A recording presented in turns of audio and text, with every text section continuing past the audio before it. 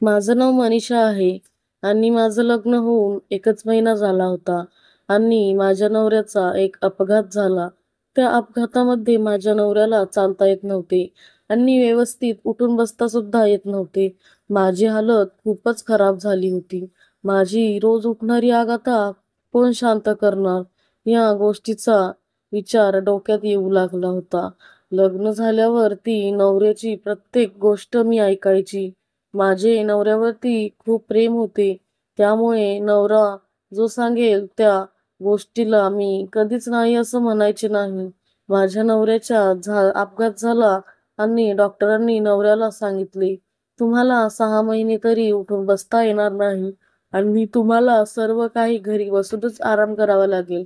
आणि माझं नुकतंच लग्न झाल्यामुळे आम्ही दोघेच नवरा-बायको शहरामध्ये होतो.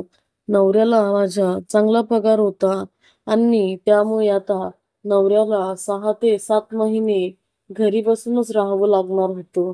त्यामुळे त्याची नोकरी सुद्धा जाणार होती. मी खूपच काळजीमध्ये पडले होते. काय करावं आणि काय नको? नोकरी सुद्धा जाईल आणि मला नवऱ्याचं सुख सुद्धा मिळणार नाही. मी हॉस्पिटलमध्ये नवऱ्याला घेऊन गेले होते. तेव्हा मला त्या ठिकाणी एक व्यक्ती भेटला आणि तो म्हणू लागला की यांना डॉक्टरांच्या औषधाने काहीच होणार नाही आणि तुम्ही त्याच्यासाठी काहीतरी आयुर्वेदिक औषधं द्या याला. सुरुवात करा. त्यामुळे एकतरी तुमचा पैसा सुद्धा वाचेल आणि तुमचे मिस्टर सुद्धा खूप लवकर बरे होतील. मी आतुरतेने त्या व्यक्तीला विचारू लागले, काय करायचं आणि ते औषध कुठे भेटेल? तेव्हा त्या व्यक्तीने मला त्या औषधीचे नाव सांगितले आणि ते एका जंगलात आतमध्ये होते. जंगल हे आमच्या घरापासून दूर होते आणि मला शेवटी ट्रेनचा प्रवास सुद्धा करावा लागणार होता. मी घरी आले आणि दुसऱ्या दिवशी मला सकाळी-सकाळी त्या औषधी आणायला जायचं होतं. औषधं हे खूप जंगलात शोधायला जायला गरज लागणार होती.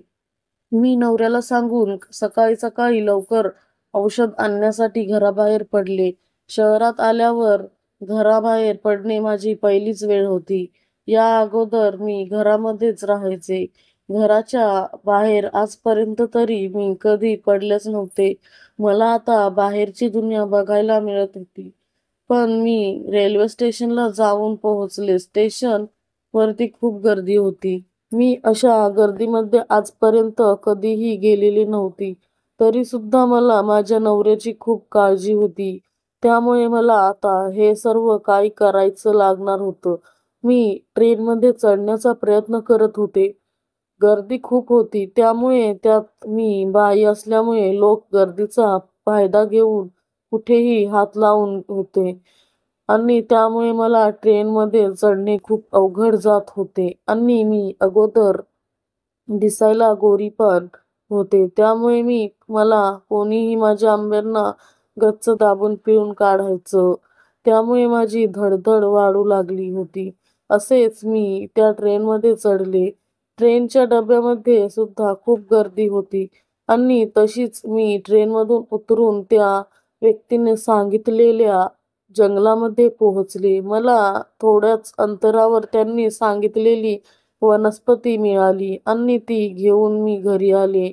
घरी येताना सुद्धा खूप लोकांनी मला पिळून काढलेलं होतं आणि माझ्या नवऱ्याने आजपर्यंत कधी सुद्धा एवढं कधी पिळून काढलं नव्हतं आणि त्यामुळे मला खूप त्रास होत होता.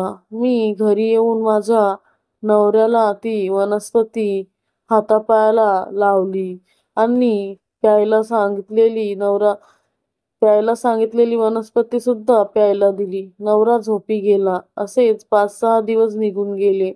त्याच्याप्रमाणेच ट्रेनमध्ये जाताच मला तो रोज अनुभव येऊ लागला होता. आता मला नवऱ्याचे तर सुख कसले नव्हतेच. मलाही ट्रेनमध्ये जायला आता लोकांची गर्दी मला खूप आवडू लागली होती. त्यामुळे मी रोज त्या गर्दीचा फायदा घेत होते आणि मला सुद्धा खूप छान वाटत होते.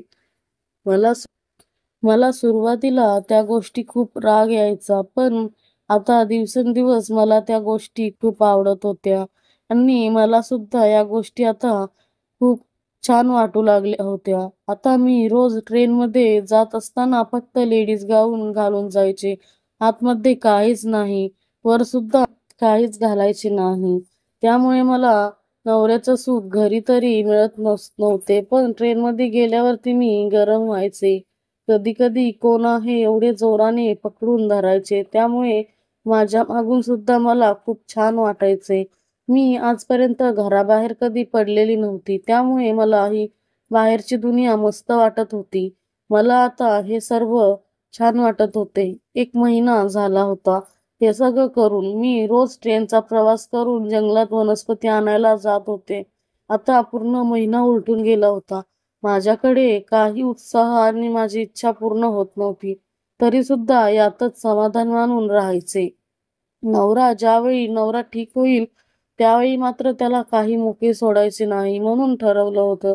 मला आता वनस्पती शोधण्यासाठी खूप जंगलामध्ये जावं लागायचं आणि एका दिवशी मी शोधत-शोधत खूप जंगलाच्या आतमध्ये गेले होते.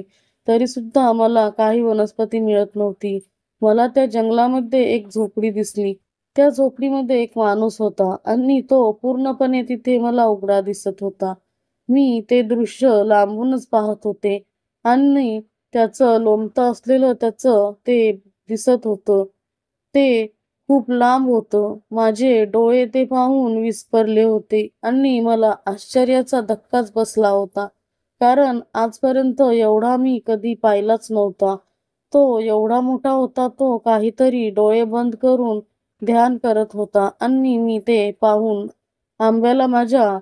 आंब्यांना मी चोळू लागले होते. मला त्या क्षणाला काहीच कळत नव्हते.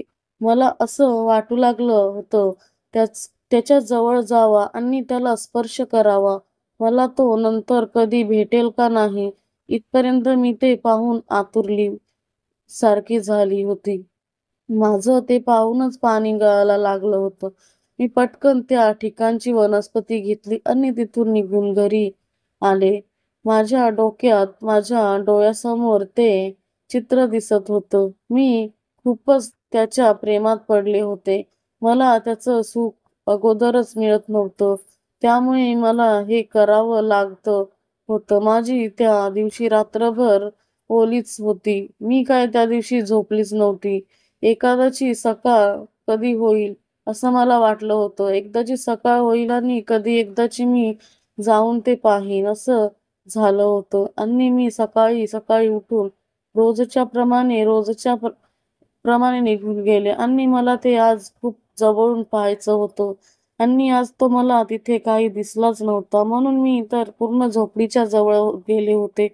तेव्हा तो आत मला झोपलेला दिसला आणि तो त्या ठिकाणी उघडाच पडलेला होता. पण तो मात्र जशाला तसा उभा होता. जणू काय तो दिवस-रात्र असाच राहतो की काय असं वाटू लागलं होतं आणि मी त्या ठिकाणी जाताच मला खूप हृदयात धडधडी वाढू लागली होती.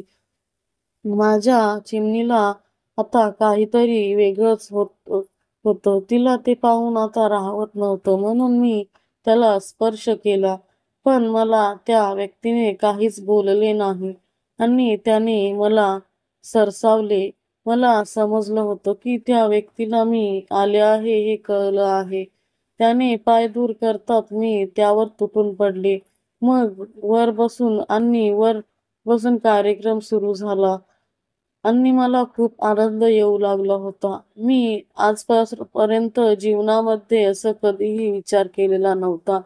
फक्त एक मौज-मस्ती म्हणून मी ट्रेनमध्ये असं काही करायची. पण माझ्या मनात हा इथपर्यंत जाण्याचा कधीही विचार नव्हता आणि मी त्याच्यासोबत अर्धा तास खेळत बसले होते आणि नंतर तरी सुद्धा त्याचे कुठूनही पाणी लिकेज झालं नाही. मी घरी परत आले तेव्हा मी घरात जातेच तोपर्यंत मला घरात कोणाचे तरी पायाचे आवाज ऐकायला आले आणि माझ्या नवऱ्याच्या रूममध्ये मला कोणीतरी गेल्यासारखं मला वाटले. पण घरात मी नसताना दुसरे कोण येईल म्हणून मी आत रूममध्ये गेले तर मला त्या ठिकाणी फक्त मला माझा नवरा झोपलेला दिसला.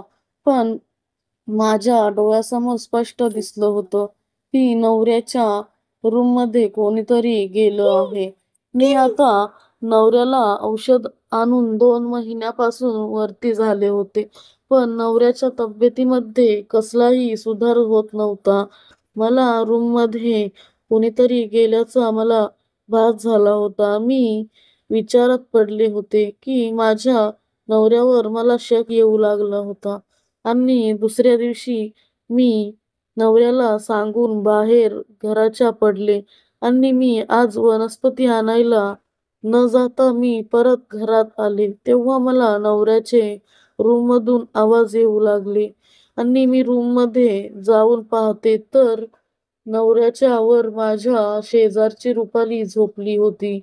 दोघांच्या गप्पा गोष्टी कार्यक्रम चालू होता आणि मी ते पाहून विघ्न हादरून गेली. तेव्हा नवरा अचानक जाग्यावरून उठला आणि म्हणू लागला, "तू कधी आली?" तेव्हा तो उठून माझ्याजवळ येऊन पाया पडू लागला. माझ्या डोक्यावर आभाळ कोसळलं होतं आणि माझ्या नवऱ्याने मला धोका देऊन हे सर्व काही केले होते. नवऱ्याला उठता सुद्धा येत नव्हते, पण तो माझ्यासमोर पलंगावरून उठून माझ्या जवळ आला आणि मला सॉरी, सॉरी म्हणू लागला. पण नवरा लवकरात लवकर ठीक होण्यासाठी मी किती कष्ट घेत होते आणि त्याने माझ्यासोबत असं धोका दिला. लगेच माझी बॅग भरून परत माझ्या घरी आले. हे सर्व काही गोष्टी त्यांना सांगितल्या आणि माझ्या सासू-सासऱ्यानंच आम्हा दोघांनाही गावाकडे बोलवून घेतले आणि शहरात जाऊन राहायचं नाही म्हणून सांगितले. माझ्यानंतर लक्षात आले की हे सर्व प्लॅन माझ्या नवऱ्याने त्या शेजारच्या रुपालीला भेटण्यासाठी केलेला होता. त्यानेच मला घराच्या बाहेर काढायला भाग पाडले आणि मी घराच्या बाहेर पडल्यावर ती त्या दोघांना आत घरामध्ये कार्यक्रम करायला सोबत जात होते. पण मी सुद्धा नवऱ्याच्या पाठीमागे असं काही कृत्य केलं होतं. त्यामुळे मलाही माझ्या नवऱ्याला माफ करणं भागच होतं.